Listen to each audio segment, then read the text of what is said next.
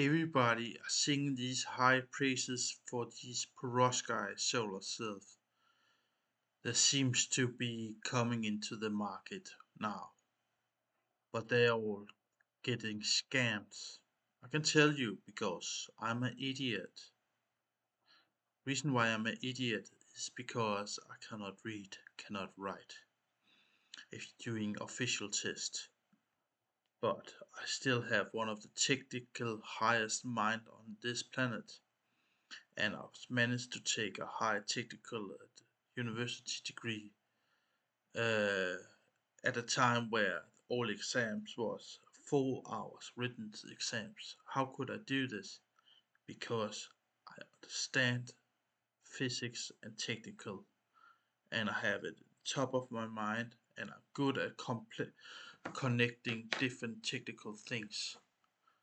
So as so many other that has developing all this technology you see around, I'm an idiot.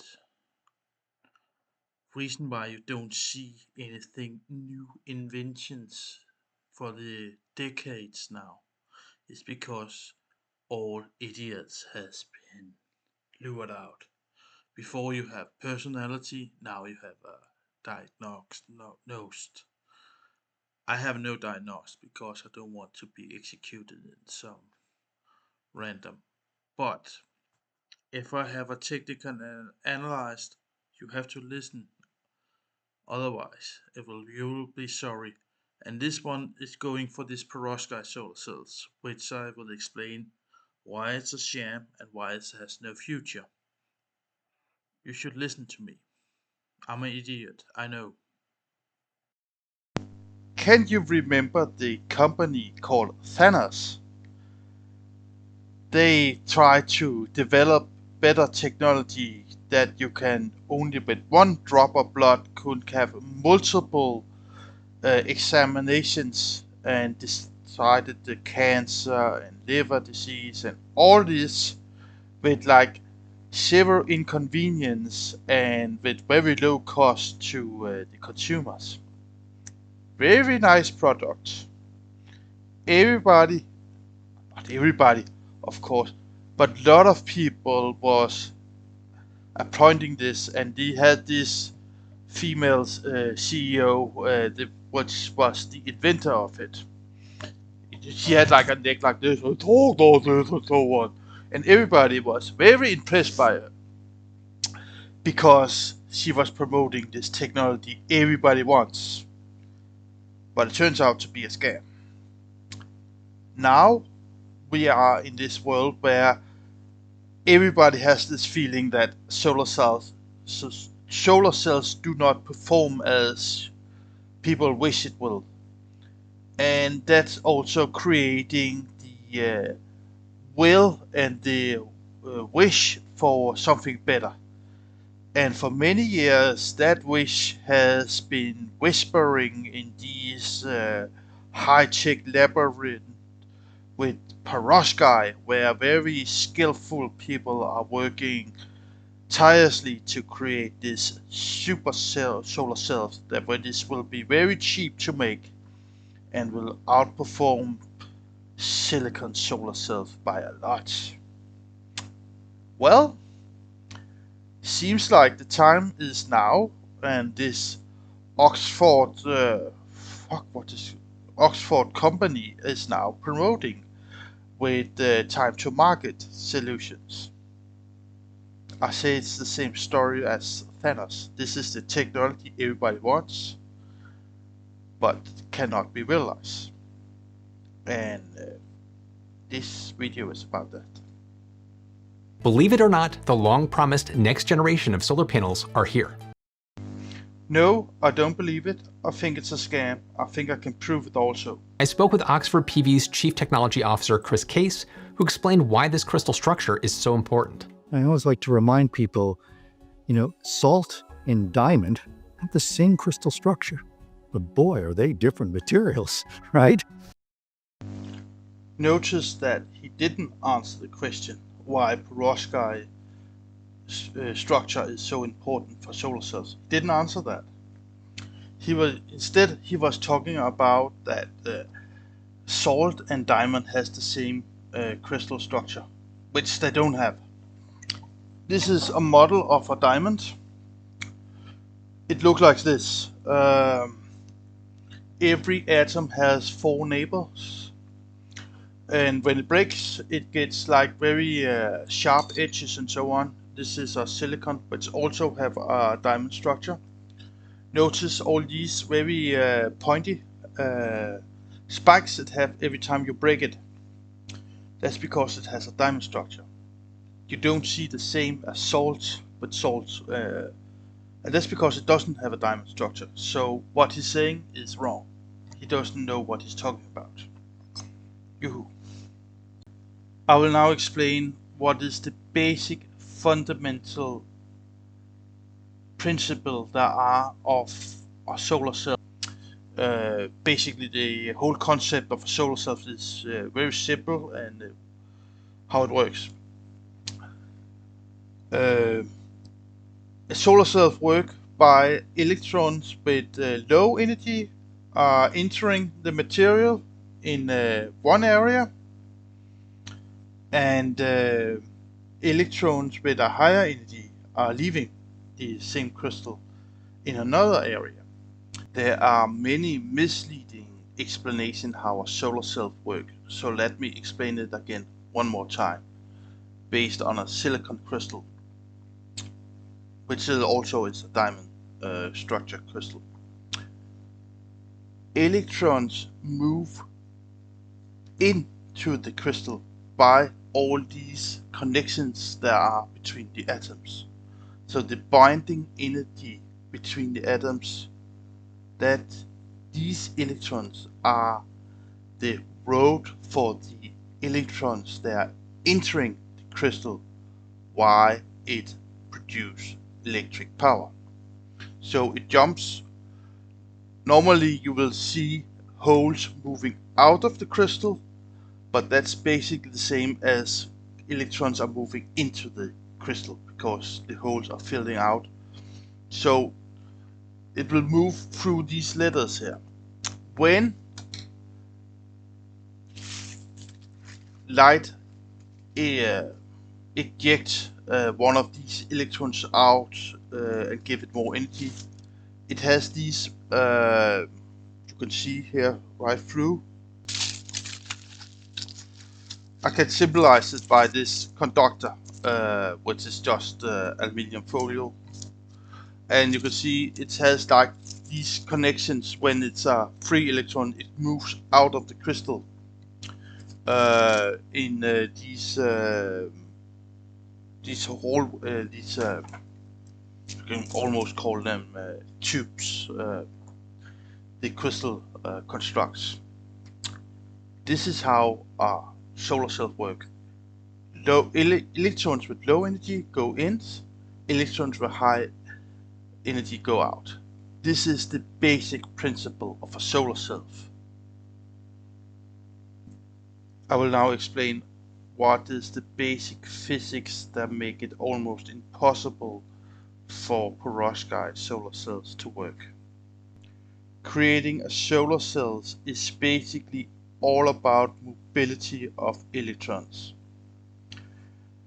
At a perovskite solar cells, you have three kind of mobility of electrons based on the three atoms a perovskite crystal is made of. First, you have the low charged electrons around one of the atoms, call them atom 1. That's not mobility. They cannot move. They're not moving between the atoms in this one. Then you have atom 2, which are called where the electrons are medium charged.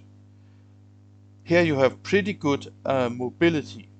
Easily you can move electrons between the atoms in the second atoms, medium atoms. At the end you have high charge atoms, where they also are not mobility. They are not moving. They are centered around the third atoms. To explain what happened when you are testing perovskite solar cells, I have found this picture of a perovskite where the atom is symbolized by A, M, and X.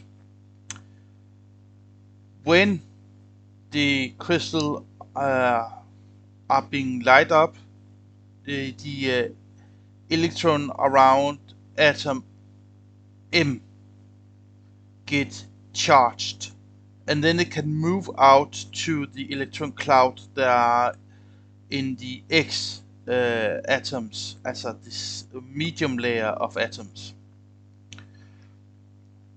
But you see a problem. It's not possible for new electrons to come into the M atoms.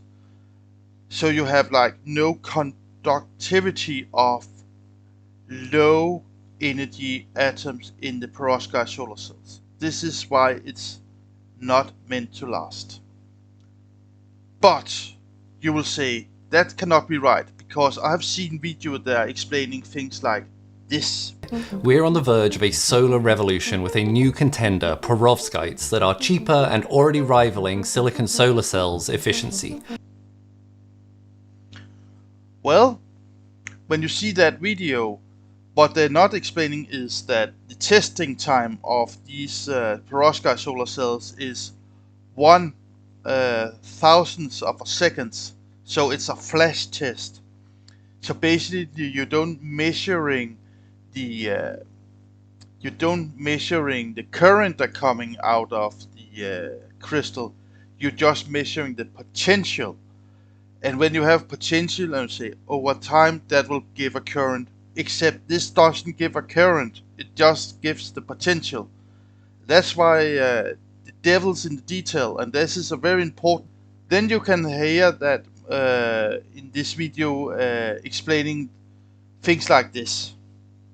Perovskites start in the high 20% range for efficiency, which is higher than standard silicon panels that are available today, and are theoretically capable of much, much more, and the implications are huge. But there's a catch. While perovskites outperform silicon in almost every key category, there's one glaring weakness: durability.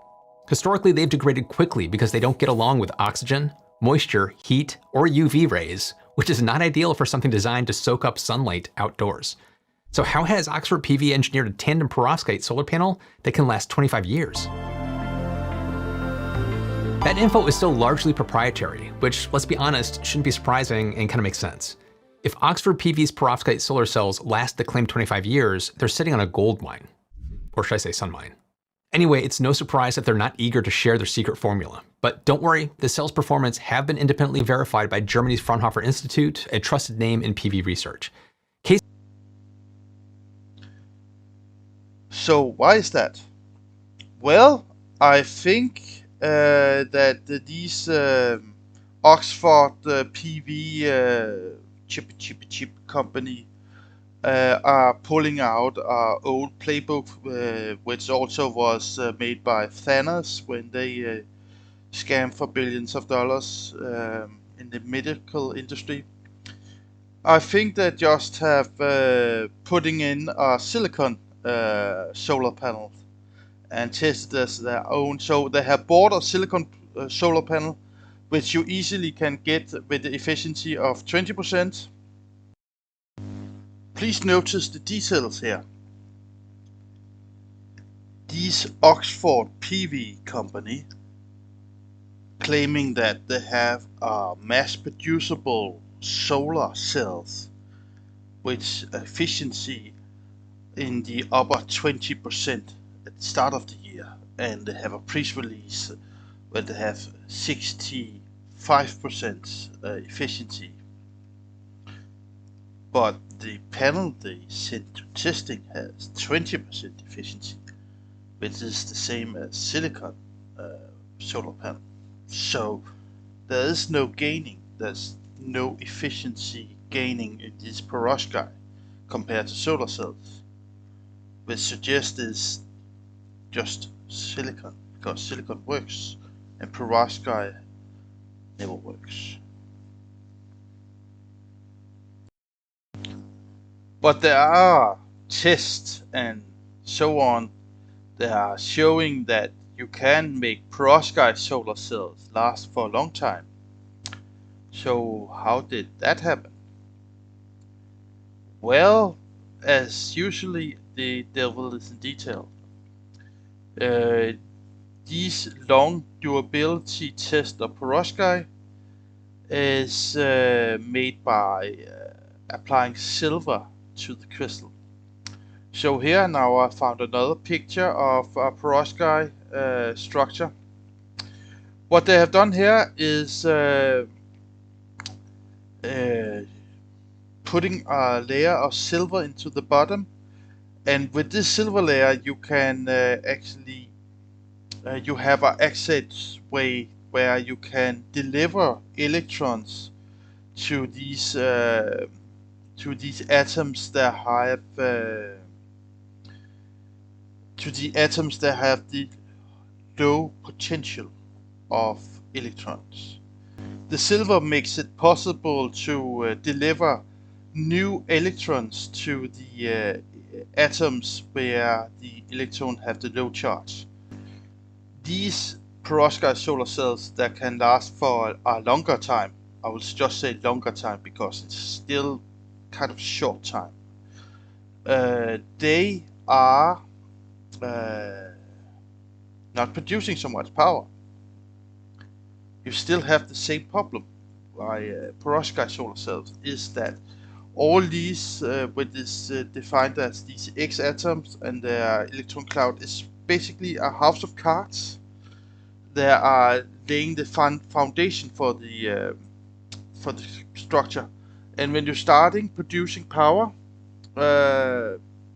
then you basically have small electrons coming in. A groundbreaking 250% increase in light conversion efficiency was reported by researchers at the University of Rochester. Because it is a house of cards in the crystal structure.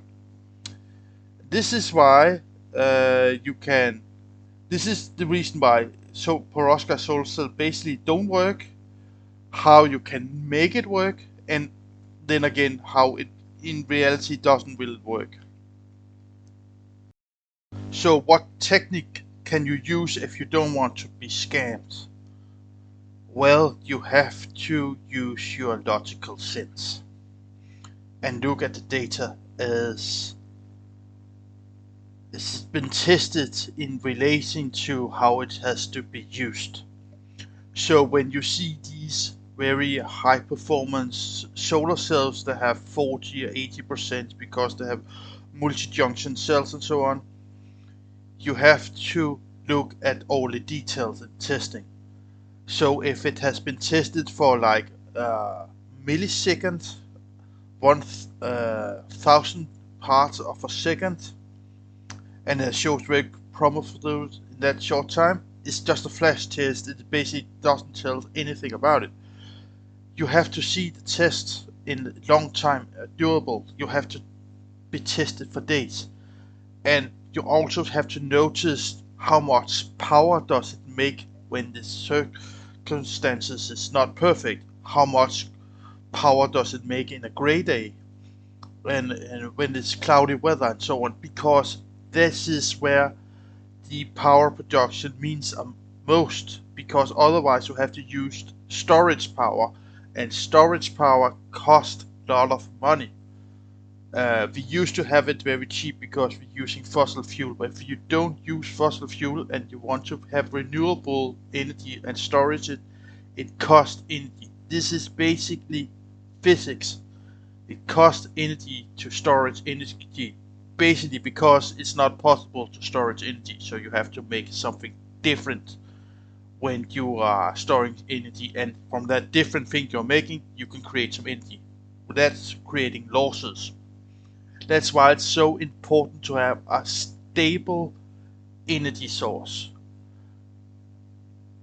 This is the reason why I don't think solar cells are the future. I think the future is in daylight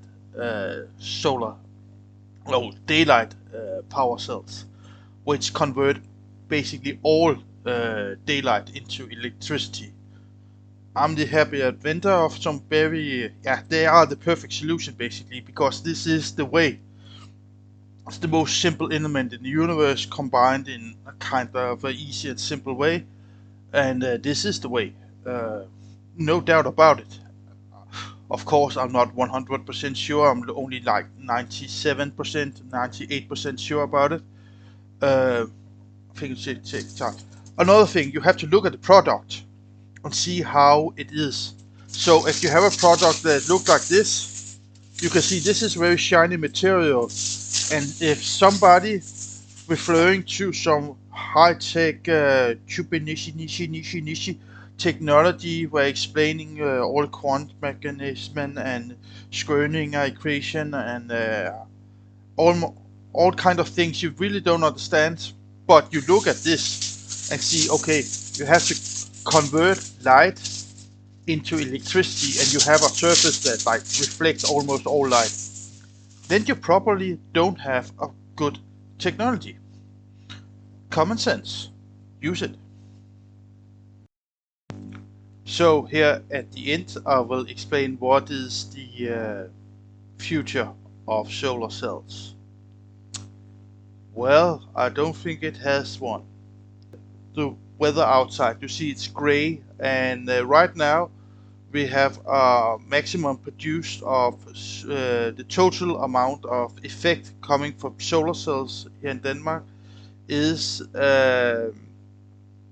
64 megawatts, which is about 1% of maximum what is in a sunny day.